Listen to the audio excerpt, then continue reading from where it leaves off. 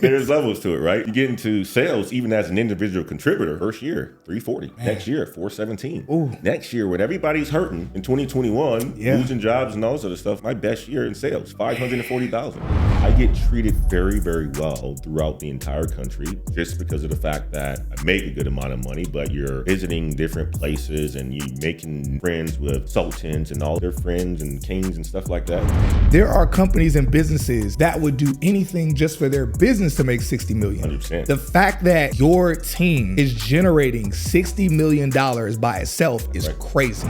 So listen, y'all, we talk way too often about scaling in tech. Of course, I say break into tech, scale in tech, start your own tech business. Now, not only has our guest that we have today done all three of those pieces, he's broken into tech, he's scaled in tech, he scaled in tech, pivoted, did a variety of different roles, dang near every role in tech that we talk about, and then some, and has started a couple different businesses in tech. And so it only makes sense that we have this conversation with him, because make sure that y'all are paying attention, listening to the end, because there's a variety of different topics that we're going to talk about with this guest from different roles in tech that he's done, as well as talking about how to get the bag and even start your own tech business. So as always, we're going to put respect on our guest's name as I go ahead and introduce you all to Antoine Wade. So Antoine Wade has 18 years in tech, starting at help desk support in 2005 to a master software engineer to director of global customer services to principal sales leader / general area manager of network and data and founder of Black Heights and Leveled Careers. I told y'all are in for an incredible treat. Make sure y'all give a virtual round of applause. If you watching on YouTube, go ahead and drop some clapping emojis. If you driving in your car, tap your steering wheel like you clapping so that way you don't wreck. For our guest today, Antoine Wade. Antoine, thank you for being on Tech is the New Black. You know, Cyrus, it's been a long time coming, man. Yeah, it's been a long time coming, my man. I thank you for having me here, and thank you and your team for just continue to put out some really dope content and educating the people, man. Hey, man, look, you're a big dog. You're a big dog in this industry. You've done some incredible things. So we are honored to have you here. We're honored that you were able to find the time, make the time on here, to be able to grace us with your presence, bless our audience with your knowledge. And yeah, man, I'm excited about this conversation. I'm excited too, man. I'm very excited. Let's jump into it, man. Let's jump into it. Let's go. So look, all right, so we're going to ask towards the end, which job in tech is your favorite? Because you've done a lot. So we got to ask, okay, which one's your favorite? But we're going to save that for the end, though. I love it. So make sure y'all listen, stick around to the end so y'all can figure out which one's the best. Y'all always ask, which one is the best? Yep. This person's done dang near all of them, so he's more suited to answer that than anybody. But for now, tell us what you do as a general manager of network and data. Like, what is that and what do you do exactly? Yeah, so as a general manager of networks and data, I basically help my companies create partnerships with other companies that can leverage our data to enhance their efficiencies for their company and so forth. So it's really about, you think about client relationships and alliances and selling them other applications that they aren't using yet. So my team is responsible for all of that. Not only that, I am responsible for, it's a $60 million business unit for a public company. $60 million? $60 million business unit. Sheesh. And it's the fastest growing in our company. Man. Yeah. Big time. Okay. So you say fastest growing in your company. So you're saying that I don't want to dilute it this way, but that segment or that department within the company itself is generating $60 million. That's right. That's cool. What's wild about that is there are companies and businesses that would do anything just for their business to make $60 million. 100%. The fact that your team is generating $60 million by itself is crazy. It is. That's right. And now it's also a combination of, multiple products that we have that I'm responsible for, not just the data and the networks and stuff like that. We have things like Parcel that we're responsible for selling, things like custom solution management, all the stuff that's for supply chain. But it's a big business unit, and I took over it in in April of this year, and we've done some fantastic things in a short amount of time. That's crazy, man. Crazy. It is. It's a privilege to be in a seat like this, knowing that I'm the leader of a lot of people in the organization, but also being able to demonstrate that we can do this at the highest level. You know what's so dope? And this is even a tangent from the questions that I have. But what's so fire is people are so inspired by me or people like me because it's like, oh man, like to see a black guy that's just in tech. Yep. But I'm like, man, what's bigger to me is to see somebody at your level. Yeah. Because, you know, and again, y'all, I say all the time, one of the things that I love about this industry is that even if you're a grunt in tech, you're making more money than most people. Absolutely. So I love that. But it's like, let's be real. It's not that big a deal. It's not that big of a deal, especially today, for a black person to get at the entry level point in tech. But to see someone at your level who's done as much as you've done, especially for the time, you've been doing it 18 years. So people think so much about, they think about, oh, today is the time to get in tech. But it's like, not only did you get in tech 18 years ago, you have made moves way before this whole tech boom happened, before people even started calling it tech. Yep. You've made all types of moves way before people that look like us, we were thinking about getting in tech. Yep. And so I want to ask real quickly, this is a beeline. What would you say, so when people think about, again, black people being in tech, of course, now we know it's very obvious, but would you say in your experience that tech was an opportunity for us even 15, maybe 10 years ago, and we just weren't paying attention? Or is it now just a thing that is for us? What I've seen, Cyrus, is that tech has always been a place for us. And there's many of us that are in tech. I think what we're seeing now in today is the fact that there's a lot more visibility to it because how lucrative it is. But when I started my career in 2006 as a software engineer, I was only making $48,000 a year. Man. Right? Now, don't get me wrong. The next year I was making like 60. Oh, right? yeah. Then it continued to go up, right? But, you know, you think about now people coming out of college as a software engineer, they're already getting to 100 grand. Yeah. Right? Yeah. So I think now it's just the presence of, you know, the content creation and so forth that really is pushing people towards it. And it is sexy now, man. Like one of the things that you're doing right now is making it actually sexy, right? In the supply chain space, in the tech space where I am, it's not, it was never considered to be sexy. I mean, like you don't think about, you know, driving trucks and, you know, looking at inventory going from this warehouse to this warehouse or this distribution center to the other. You don't think about that being sexy, right? Yeah. Now, you know, you think about it now, it's sexy because what you can afford, the money, the lifestyle that you can live, that's what makes it really nice. And that's what makes it sexy, And you're doing a fantastic job of being able to showcase that, because what I would tell you is this, a lot of us are in it, Cyrus, already. And I'm seeing it already at the GM level, right? Or the executive level. We're there.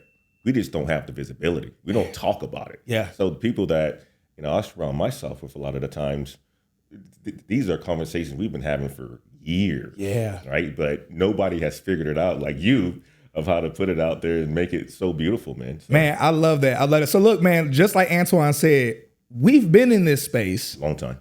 And we've been invited in this space. So this isn't a new thing for us being invited. So many of y'all that are like, man, is tech for me? Is tech accepting? Are they really hiring us?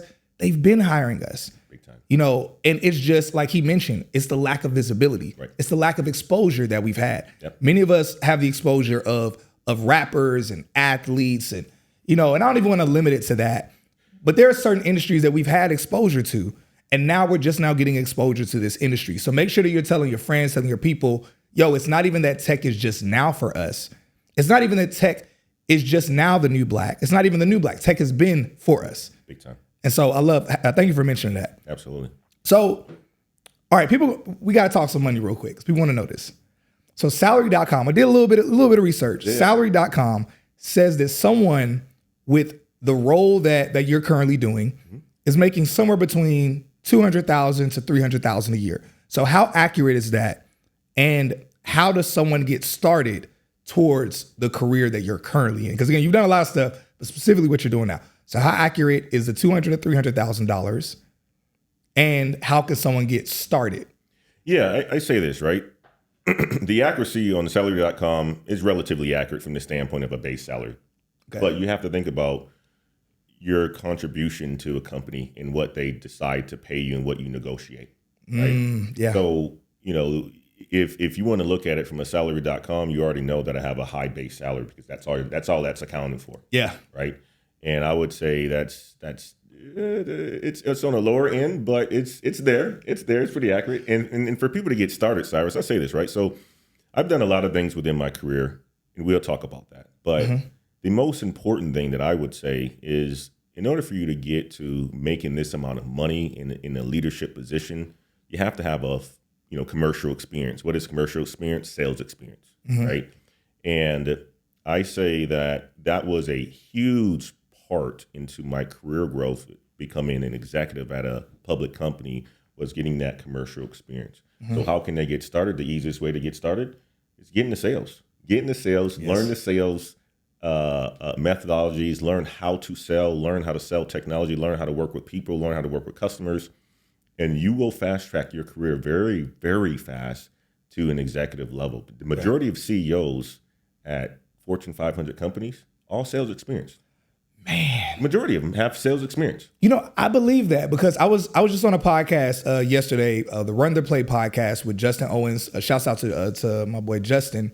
And one of the conversations we were having is how probably the best skill set that entrepreneur, CEO, founder can have outside of being a visionary is sales. 100%. And so you mentioned that, I'm like, yo, that is so spot on. It's true. I mean, that's where I got an opportunity to just, really accelerate my career growth was when I went into sales, Cyrus. The visibility that you have, it's binary from the standpoint of you are measured based on your results. And your results is either you are making it or you're not making it. Exactly. Right? It is very black and white. Yeah. As an engineer, it can be subjective. Yeah. Right. There's not a lot of data that you can crunch behind there and how much value you're bringing, although they are very important to incredibly valuable. The overall, business. Yeah. But it's very difficult to measure. Right. So when you're in sales, though, it's very easy to measure. If you're bringing in business, then you're going to make a whole bunch of money and you're going to get a lot of job opportunities. If you're not, then you're going to, not be so good. And you might not even have a job. That's so I see a lot of engineers, or whether engineers that are already in tech or people that aren't in tech at all. A common question I hear from both of them is, man, how are people in tech sales making so much? I see a lot of engineers that, and again, I believe software engineering, I believe it's the backbone of the tech industry. You don't have technology, especially software, without the engineers. Right.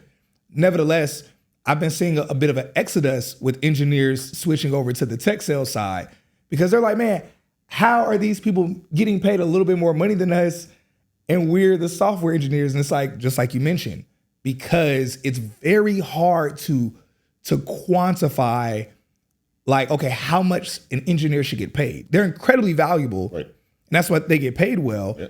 But when a company can actually calculate, okay, we're paying this person $120,000, but they are making the company $1 million a year. Right. It's like that's easy for them to make that connection. It's very easy. I figured that out a little bit later in my career. When I figured it out, it's been remarkable. And that's why I've also, I'm mentoring and coaching people to get into sales because you can fast track it. Yeah. Right. It took me a long time, Cyrus, to get to a point where, I'm consistently doing over $500,000 a year in my W-2 job. Ooh, beautiful. Right? And I think the only way that you can get to that spot is if you have commercial experience, sales experience. Yeah. And top salespeople, enterprise salespeople make more than surgeons. They make more than, presidents of companies.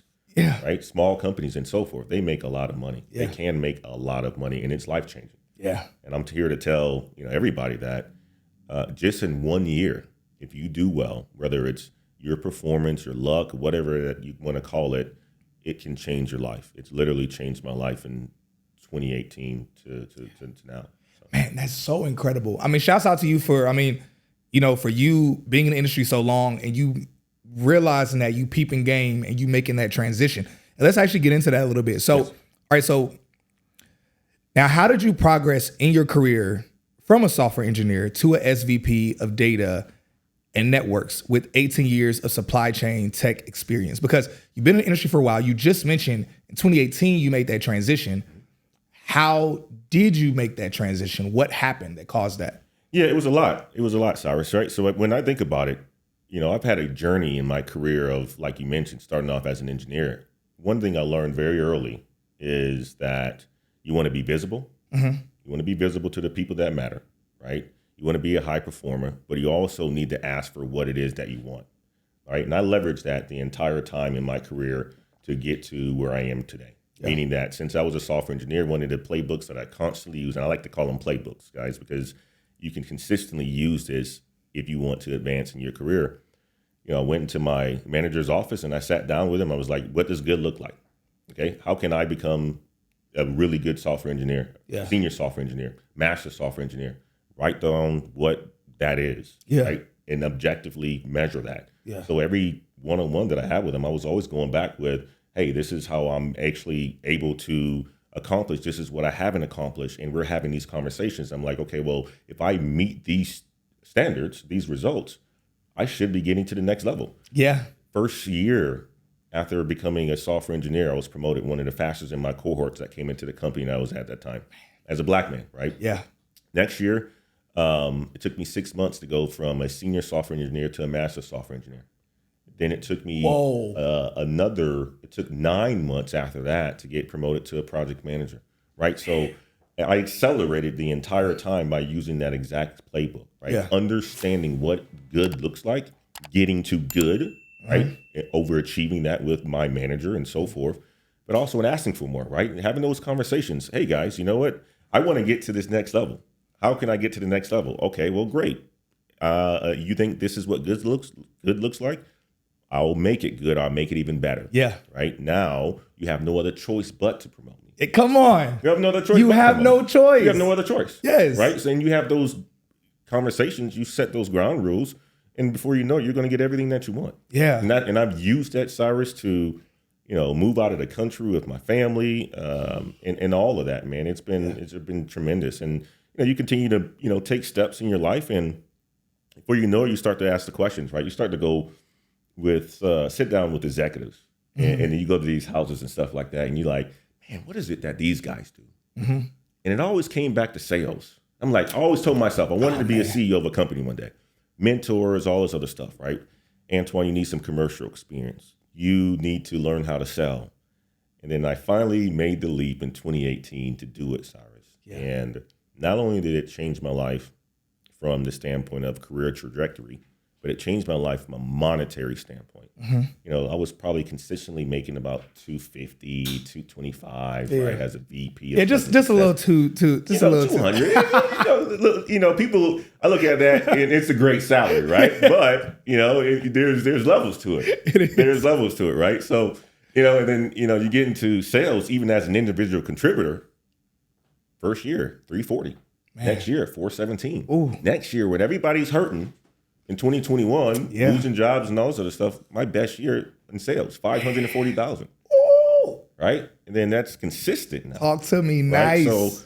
So it's that's how you get there, Cyrus, is by taking leaps in your career, asking for more, being present, being visible with leadership, and then executing. That's the biggest piece of it too, right? Mm-hmm. You got to execute. Yeah. Like if you're not known for execution, nobody's going to promote you. Nobody's going to give you those opportunities. Yeah. But if when you get into a role and you figure it out and you're executing and you're asking for more, they're going to give you those opportunities, which therefore also comes with a lot more responsibility, but a lot more money as well too. Yeah. So before you know it, got into sales and did that for 3 years as individual contributor. It's like, Antoine, you can bring that leadership and help others in the organization to do the exact same thing. Promotion, GM. Yeah. Man, there's so much I want to say. So many thoughts I have, so many questions I have. But I'm gonna like bridle myself, and I'm gonna stick with the questions that we have here. Man, so much. I hope y'all are getting gems from this. Man, I hope y'all are enjoying as much as I am. So listen, so you scaled really fast. I love how you year after year, you scaled, you grew, you spoke to your management. You're like, hey, what goals, what metrics do I need to hit in order to get to the next level? You clearly have been and are a driven, disciplined person. Yeah. What are some things, whether books, mentorships, people that you listen to, like what are some things that you've constantly poured into yourself, or maybe just some life hacks that you've done that have allowed you to constantly be such an overperformer and overachiever? I always looked at powerful men as, a way for me to go about doing the right things in my life, from that being, grandfather, or that being, father-in-law and stuff like that. And me seeing what discipline looks like is important. But not only just, mimicking myself after very powerful men that have what I consider to be a well-rounded, household, well-rounded career. Yeah. But not only that, making sure that I get the mentorship and the coaching. You got to ask for that, Cyrus. You got to ask to be in a room. And when you see somebody that's in the room that you want to emulate your life like, ask the questions. Yeah. Like, ask the questions about, hey, you know what? Like, man, you've been divorced like twice. Like, what are some of the things that you can share with me when I'm getting ready to get married? Right? What are some of the things? Hey, Antoine, don't go to the bar late at night because you're an engineer, right? Like, go back to the room, right? Yeah. All that sort of stuff, right? You get the game from other people and some of the mistakes that they've made. So for me, Cyrus, it's the mentorship, the coaching. Of course, I read books all the time, right? I read books on leadership and things like that. I'm reading one more by Ed Milet now. Very good leadership book, and it's always about pushing the boundaries, always about asking for what's next, always about doing that one more rep when you're in the gym and stuff like that. Yeah. And it's just it's a way how I always look at it, like, you know what, as a man, my goal is to continue to push the boundaries. Yeah. Right? Like, be that example for my kids. Yeah. I have 2 kids. Right? When they look at me, I want them to be very, very proud. And not only that, say, Dad did this. I want my wife to say that as well too. Yeah. Wow, like, you would never cease to amaze me. That's important for me, man. Yeah. That's important to me. Yeah, I think we don't speak openly enough about how important it is that even when we're accomplishing things, how important it is to have the ones that we love and the ones that we care about, like, look up to us. Like, I think as men, we want to be looked up to. We want to be seen as, everybody talks about, like, being a high value man, but it's like we want to be seen as valuable. That's really what it is. And so I love you touching on that, where it's like you finding pride and joy and solace in looking at your family, looking at your wife, and being like, I'm of immense value to them. 100%, Cyrus. That's what it's for. Yeah. Otherwise, what are you doing it for? Yeah. You have to have a reason to do it.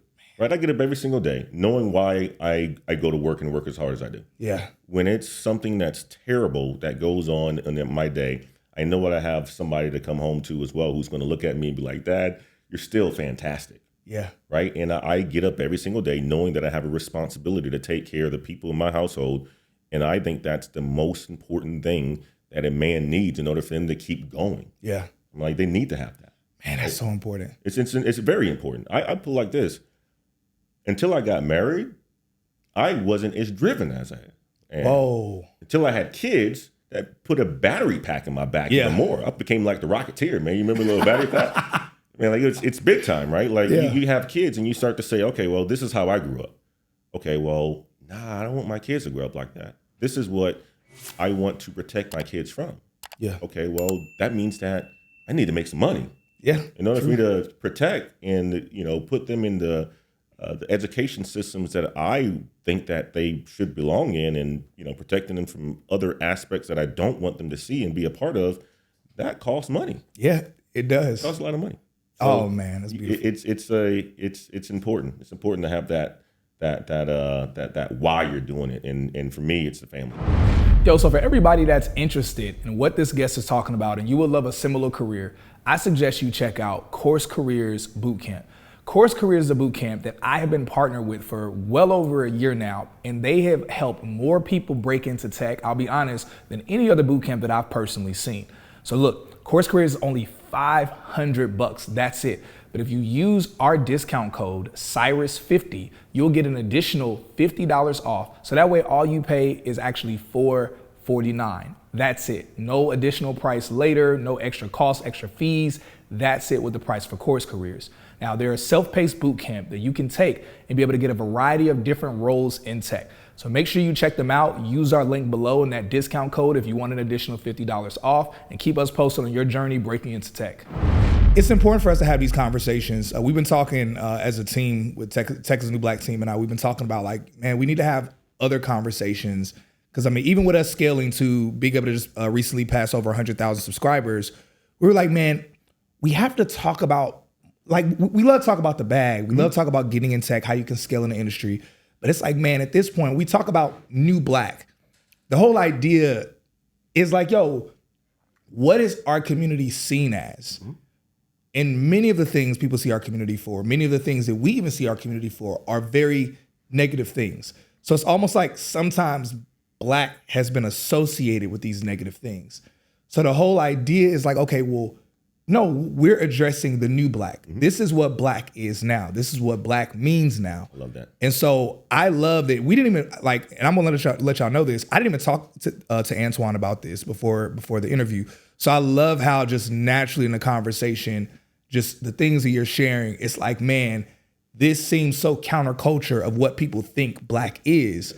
And nevertheless, it displays what Tech is New Black is about. It's like, man, this is new black. Like, this is what we are about, right, and what we care about. So thank you so much, man, for mentioning that, for dropping those gems. Let us know in the comments, like, if y'all resonate with that, if y'all like conversations like this as well, because again, we want people to get to the bag, we want people to scale and make money, but we also care very deeply and profoundly about, like, holistically, you know, and so love that so much. Thank you for that. So anyway, let's keep going. Let's keep going. Oh man, you got me hyped. All right, so you made a lot of money in tech. You're making a lot of money in tech. You've done a lot of things. But what have you done with that money in tech when it comes to, like, have you used it to invest in like real estate? I know obviously you started a couple businesses and things. Because again, we talk about breaking into tech, scaling in tech, starting a business. And a lot of people that are listening are people that they're considering getting in tech, but they're so like, oh, but I want to be a real estate investor. Or I want to be, I want to invest into the, you know, the stock market, or maybe they want to start a business. You've done some of these things already. Can you like break down to people just some of your portfolio of what you've been able to accomplish leveraging your income in tech? 100%. So I would start here, Cyrus, right? In 2016, I got an opportunity to take a role in Kuala Lumpur, Malaysia, for the company that I work for right now. Wait, where Malaysia? Kuala Lumpur, the nation's capital in Malaysia. Right? I'm not even gonna try to pronounce that. Yeah, it's about 45 minutes away from Singapore flight and so forth, right? It's the other side of the world. I got an opportunity to take the role of vice president of customer success and customer support there. And I was over there for 3 years, everything paid for, all that sort of stuff. So I was making, $200,000 plus, right? And my wife's over there, my daughter's there, but I'm able to save a lot of money because they're paying for housing, they're paying for cars and all this other stuff, right? So I was able to stack a lot of money from that aspect. And then we moved back to the States where I got into sales. I was always interested into real estate investment because, I grew up with an uncle who's in Madison, Wisconsin. He's a real estate millionaire, right? So he always was like in my ear about, you got to buy these properties, apartment complexes, and all those stuff, right? So long story short, in 2018, I got back. I was ready to invest in my property because I got the cash. Yeah.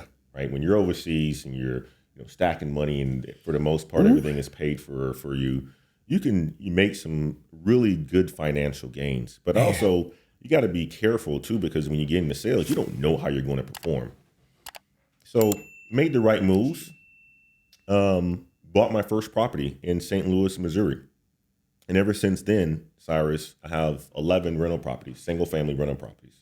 Right, so been able to scale up to 11 single-family rental properties. Man. The majority of them are in St. Louis. 9 are in St. Louis, and other 2 are in Dayton, Ohio, Midwest, because low cost of living, low entry point, and low barrier of entry. But St. Louis is a dope city. I love St. Louis. Right? I don't think I've ever been there. You should go check it out. It's a very dope city. That's what allows for me to cash flow to, buy the things that I love to buy, or, allow for my wife to do whatever she needs to do. Yeah. And then, from there, you start to build relationships with people who are in, the business world. And one of the things I always looked at from having that Malaysia experience is, why aren't more people seeing this? I'm a Black man that's running the country, right? The business in the country for the company that I work for. Wow. And I get treated very, very well throughout the entire country. Yeah. Just because of the fact that, I make a good amount of money, but you're visiting different places and you making, friends with sultans and all this other stuff. And Sultan? Like they're friends and kings and stuff like that in Malaysia, right? I ain't heard about no sultan since Aladdin. You get a chance to wine and dine with people that are in some very powerful positions. Oh, that's incredible. Your life is like, okay, when you're over there, you get a chance to live amongst the upper echelon people because of the dollar value and so forth, but also your company's paying for a lot of this stuff too. That's such a win-win. You surround yourself around the right people and you say, like, man, I fit in. Like, this is better than what I would be in the United States. And then I wanted to share that. So my biggest thing was when I got back to the States outside of the real estate, Cyrus, I started to pour into other people. That's where Black Heights was formed, right? Yeah. Black Heights was formed with the coaching and mentorship, showing people what's possible if they were to get into tech positions. That's what we talk about in the Black Heights channel and so forth. And then from there, you know what? A year ago, come across Course Careers in Troy. Oh, yeah. Right? And I'm like, this guy's doing pretty well. Yeah, shouts out to Troy. This guy's doing pretty well. And I sought him for mentorship and coaching, and that's where Level Careers was founded, right? From there, right? So, but it really takes you to have money in order for you to invest in these things, in order for you to make it work, right? And it comes from having a high salary, right? Yeah. But also making financial moves that will allow for you to invest in yourself, because nobody else is going to invest in you. Yeah. Nobody else is going to invest in you at all. That's very true. You can ask your mom, your dad, your sister, and your brother. You can have the dream of the world, right? If you don't have your own money, nobody's going to invest in you at all. That's very true. And when you're able to have a high income and you know that you can, scale, you can invest in yourself, and, it doesn't have to be an overnight, and it's not going to be overnight. But it's going to take a journey, and you continue to pour what you're making in your W-2 job into these other businesses. And then 4 or 5 years down the line, next you know, you're able to do pretty well. Yeah. Right? You're able to do pretty well. Man, that's so dope to mention the importance. I don't think people understand the importance of increasing their income so that way they change their network to be able to, because I think back before I was in tech, I remember I was sitting on a twin size mattress, living in the hood. And it was literally around this time that I was like, yo, I have to get in tech, because I remember I needed to get a job. And when I was looking at all the jobs I felt I was qualified to get, all of them were paying like between 10 and 14 bucks an hour. And I was sitting on the bed and I was like, man, this is ridiculous. And I remember at the time, all the friends that I knew, whenever I would hit people up and say, yo, like, do you know a company that's hiring? Do you know a company that's hiring? All of the companies or the jobs that they referenced were all still paying between $10 and $14 an hour. I ended up going to this church, and it was I'll just be blunt, it was a predominantly white church, and it's a affluent church here in Georgia. It's, what's the name of the church? I'm not even gonna say the name of the church, but it's a very affluent, predominantly white church. And I only had a relationship with this church because I had done some poetry at the church before. So I was at the church, saw some of the people at the church, and then I was having a conversation with them after service, and I was like, yeah, I'm actually looking for a job. And they said, oh. And they had mentioned, because they were in a slightly different tax bracket than a lot of my friends, they're like, well, yeah, we know some companies that are hiring. They were like, they said, I mean, would you be comfortable? They said, I mean, they're probably paying somewhere between like 50 and 60,000. And I had a poker face on, like, yeah, that's okay. But I'm thinking at the time, like, what? But in that moment, something hit me. I was like, you know what? The reason why all of my friends can only tell me about jobs that are paying 10 to 14 an hour is because that's all they're making. 100%. And then once I get around another group of people where they're making a bit more, they naturally can connect me with jobs and opportunities that are paying this much. And I that stuck with me. And I said, I have to increase my income so I can increase my network so that I also increase my safety net. Right.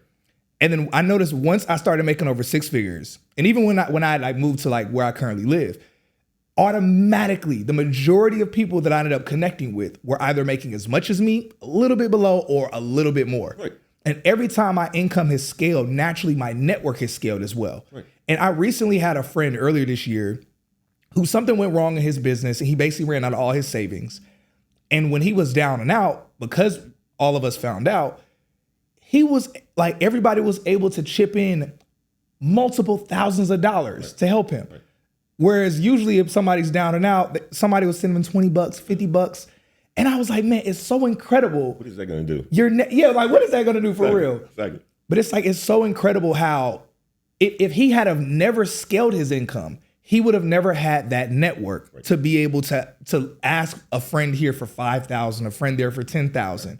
And so I love that you mentioned that. And I'm doubling down on this because I want people to understand the value of course, getting in tech, scaling in tech, but also leveraging that network, having an amazing network of people that now it creates a bit of a safety net for your life. 100%. And so I love that you touched on that. Well, even think about it this way too, Cyrus, right? As you get older, you have even more responsibilities because now you have a partner, a wife, right? Yeah. They need protection. Mm-hmm. Your kids need protection. Just like you're talking about, being around people that's making $10, $15 an hour. Mm-hmm. Well, I mean, that comes with its own level of challenges as well, too. They don't know very much about opportunities that exist in life. Mm-hmm. Well, when you are a man and responsible for your household, you also want to make sure your wife get access to opportunities as well, too, which comes at a different network as well. That's good. Your kids as well, too, right? Whether that's on the right football team, basketball team, dance club, all that sort of getting into college.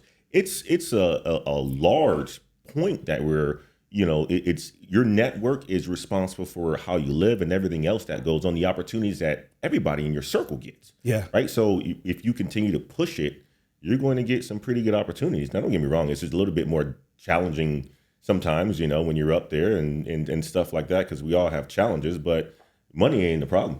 Yeah. Man. Money isn't the problem. That's a beautiful thing. Money isn't the problem, man, at all. That's one of the things that you don't have to worry about at that point. So speaking of challenges, so what are some of the most valuable lessons that you've learned throughout your journey, and how can others apply those lessons to their own lives and careers?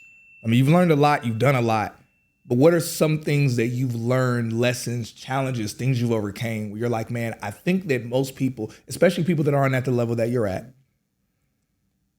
what are some things that they can learn they might not even be aware of? I would tell you like this, man. A major thing happened to me early on in my life where, I quit a football team in high school, right? My 10th grade year, I was pretty embarrassed. I pretty much left the school and we moved out of state, right? And it wasn't because of the football team, but it was the fact that my mom got an opportunity my junior year to go to Wisconsin. I learned not to ever quit anything ever in my life from that point on, Cyrus. And what I mean by that is every single opportunity that I got, no matter how hard and how challenging it got, you just got to stick it through. And there's always going to be another season around the corner from that. Mm-hmm. Like early on in my career, I was on the road for 298 days traveling to Mexico and to Anaheim, California for a project implementation. That's crazy. No life. All my friends, engineers and so forth, quitting their jobs because they're traveling so much, don't have an opportunity to date anybody and all this other stuff. Mm-hmm. I said, you know what? Maybe I should quit as well. Stuck it out, became the most billable engineer at that point in time, got me access to the President's Club, got me the visibility that I needed. And ever since then, I told myself, no matter how hard you have it, continue going. Continue going because there's going to be somebody that recognizes how hard you're going and you're going to get rewarded for it, right? So number one is be persistent. Don't quit, right? Because it's easy to give up. It's easy to say, you know what, I'm going to I don't want to do this anymore. right? I've gone through that most recently, right? It's like, I don't want to do that anymore right now, right? Because it's hard, right? When you're consistently responsible for, quarterly targets, at the end of the quarter, that's stress. That is stress that you don't want to bring home to your wife, your kids, or anything like that. Yeah. And they're always asking for more. Yeah. But what I've learned, though, I build up callous for it. Now it's like, all right, it's going to happen, right? Yeah. And I wouldn't have ever gotten to that point unless I was in those trenches for that amount of time, a year, year and a half, right? So, and that stuff doesn't shake me anymore. Yeah. It doesn't bother me anymore. So the lessons that you go through in life a lot of the times, it's going to be hard. It's going to be tough, but don't give up. That's what I would say is the biggest learning lesson for me is, no matter how suck it could be, no matter how many views you don't get, no matter how, how many hours you're working, don't give up. Eventually, over time, you're going to see a new season come around the corner, and in that new season, it's going to be a beautiful season. It's going to be spring, and here in Atlanta, it's going to be gorgeous, man. Yeah. Yeah. Man, I love that so much. Yeah, because one of the things I've seen, and you make me think about this, is how it's almost like life doesn't necessarily get easier. It's just we get tougher. We get tougher. And it seems like it's easier, but in reality, you're like, no, actually my challenges are bigger. Right. It's just like you mentioned, you've grown calluses and you've grown like certain like muscles and endurance with it. Exactly. You're just like, all right, man, like seriously, you worried about that, right? And somebody says something to you, right? They come to you for advice and they're like, man. And you've gone through that in life. You're kind of like, seriously? Like, is it that big of a deal? But you were there at one point in time. True. The coolest thing about that, though, Cyrus, when you go through that and you endure it, is you're able to give back because most people, especially us, we don't have anybody we can talk to has been into those positions. Yeah. It's very difficult, right? So that's where also the importance of having mentors and so forth and coaches, right? Where you can ask those questions. Hey, you know what? Should I walk away from this? Should I continue to go this route? Is this the right thing for me? Yeah. A lot of times if you get the right guidance, you're gonna be like, nah, Cyrus, nah, Antoine. Continue to go on. This is something that you're going to do. Is not that big of a deal. Yes. You'll be out of it in next season, right? It's gonna take 60, 90 days, maybe a year. Before you know it, you're out of it and you're just continue to move on, man. That's beautiful. So we talked a little bit about Black Heights. Please tell us, like, break down to us, like, leveled careers. Yeah. Leveled careers is basically, I call it the big brother to CourseCareers, right? CourseCareers is out there to help individuals to break in entry-level positions. Yeah. Right? Entry level is great. Yeah. That's how you break into tech. And it's fantastic, right? But what we do is we specialize with highly educated instructors who've been into the game for a very long time, like myself, right? And we have instructors that's worked for Microsoft, that's worked for, Salesforce, Salesloft, and so forth, where they're giving you the information that you need in order for you to level up in your career. That's what level up is. It's a bigger brother to help you get to the next phase in your life, because you can get to entry level in the sales role. Yeah. You're making $60,000 a year. That's good money, right? It's good money, but we know there's levels to it. Yeah, exactly. There's levels to it, right? So if you want to make more, then you have to put yourself next to the people who are making more. You have to put yourself in positions to be educated so that you can make more. Yeah. And that's what level up does. Man, I love that so much, because oftentimes people, especially people that haven't seen a lot of my content, they'll just kind of like maybe see something on social media and just message me, and they'll say, "Hey man, I'm trying to get in tech. Like, how do I get to $250,000 or $500,000 a year?" And I tell most people, I'm like, "Look, I can show you how to get in tech." And it's like, I could probably show you how to make a little bit more money, but it's like, I'm telling you, doing these boot camps, you're gonna get in the industry, you're gonna make good money, but it requires something different. And I'm very honest with people, where I'm like, most of y'all are not gonna make $250,000 plus. And the reason why I say that isn't because it's impossible for them to do it. It's just because I'm like, it takes some additional things. It takes time. And I love what Leveled Careers is doing to where it's giving that. Yeah. Because yeah, it's great. Okay, you get in, you're making 70, 80,000, scale to maybe 120. We've seen people scale to 150,000. But it's like, okay, how do you break that 200,000 barrier, that $250,000 barrier? And I love it because I haven't seen any other programs that are offering the services that Level Careers is offering. to where it's helping people truly scale. Because most people, again, it's all about breaking into tech. Okay, breaking into tech, because that in and of itself, that pay bump is incredible. Big time. But what most people don't realize, and I realized this, even when I first got my $90,000 job in tech, I was like, oh my God. I very quickly realized, oh, this ain't really that much money. It's like, it's more money, but you very quickly get used to it. So you're like, oh, okay. And then even when I scaled like beyond that, I quickly realized like, okay, no, I need to figure out how to like get to a bigger bag. Big time. And that's why I love so much what you're doing, because just making $100,000 is good for really even for their household, just them, maybe their spouse and their child. But I mean, if we're talking about like really like blessing like your family, your generations, maybe your community, whatever it is, you have to get to that $250,000, $500,000 plus. I would tell you this, Cyrus, $100,000 is going to get you a decent living, but your wife has to work. Ooh. Your wife has to work. That's real. If you want a household where you're able to walk in and, have the peace that you want, and your wife believes in homeschooling and bringing that level of comfort to you so that you can scale, you have to make more money. Yeah, I'll keep it that way, right? I mean, like, we don't have to get in too much into it. But, but $100,000 is a lot of money. Yeah. But I mean, like your partner, she has to work, and it's difficult. I mean, I was in that position. Mm-hmm. Wife making 90, I'm making $100,000. We have a kid. We still have to split time. That's tough, right? It's very difficult when you understand what you are good at and you can focus on that, and she can do that exact same thing. It allows for you both to scale and be better people for the people that you're responsible for.